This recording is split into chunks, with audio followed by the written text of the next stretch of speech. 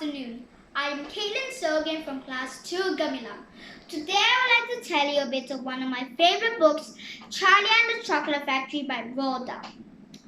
Roald Dahl is a famous British author who was born in 1916 and died in 1919. His family came from Norway. The folktales told to him by his grandparents influenced his books. He wrote many adult and children books, including Matilda the Witches, the BFG, George's Marvelous Medicine, and the Tales of the Unexpected. Many of his books have been made into movies. His books are known for their unexpected endings and often darkly comic mood, featuring villainous adult enemies of the child character, and they also champion the kind-hearted and featuring an underlying warm sentiment. Charlie and the Chocolate Factory tells you of a poor boy who lives with his parents and 4 grandparents. They were so poor that the 4 grandparents slept in a single bed to keep warm, and all they had for supper was watery cabbage soup. Nevertheless, Charlie never complained and had a loving and a caring family. One day, Willy Wonka's chocolate factory announced that they're inviting 5 lucky children to come on a tour after finding a golden ticket in a Wonka bar. The first 4 tickets are found by gluttonous Augustus Gloop, spoiled Veruca Salt, chewing gum addicted Violet Beauregard, and television addict Mighty. Charlie finds a 50-pence piece buried in the snow and buys 2 Wonka bars, and miraculously finds the last golden ticket in the second bar.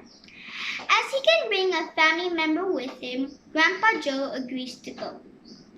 On the day of the tour, Willy Wonka welcomes the children and their parents to the factory. This is no ordinary factory. It was filled with magic confectionery creations like lickable wallpaper, edible grass and flowers, a big pink boiled sweet boat, everlasting gobstoppers, hot ice cream for cold days, cows that give chocolate milk, edible marshmallow pillows, toffee apple trees for planting in your garden, and invisible chocolate for eating in class. They also got to meet the Oompa Loompas, a race of small people who helps Wonka operate the factory and love to sing. As they travel through the factory, one by one the other children disobey Willy Wonka's rules and are ejected from the factory in darkly comic ways. Augustus Gloop gets sucked into the pipe to the fudge room after drinking from the chocolate river. Violet Beauregard blows up into a giant blueberry after chewing an experimental stick of 3-course dinner gum. Tomato soup, roast beef and potatoes, and blueberry pie and cream. Veruca Salt and her parents are thrown down the rubbish chute after trying to catch one of the nut-testing squirrels. My goodness, she is a van nut after all. And my TV gets shrunk down to the size of a chocolate bar after disobediently misusing Wonka vision. The Oompa Loompas sing about their children's poor behavior each time a disaster strikes. When only Charlie remains at the end, Willy Wonka congratulates him for winning the factory. He explains that the whole tour was designed to help him secure a good person to serve as heir to his business.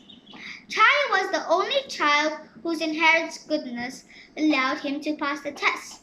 A good, sensible, loving child, one to whom I can tell my most precious street-making secrets.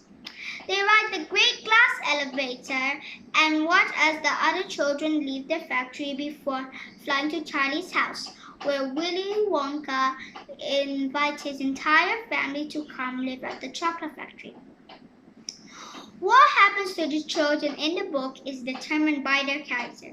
Their greediness, selfishness, and failure to follow instructions gets them into trouble. Their fates are funny but at the same time scary. Danger lurks in the wondrous contraptions and creations in the factory, like the boiling hot fudge in the fudge room or the incinerator at the end of the rubbish disposal.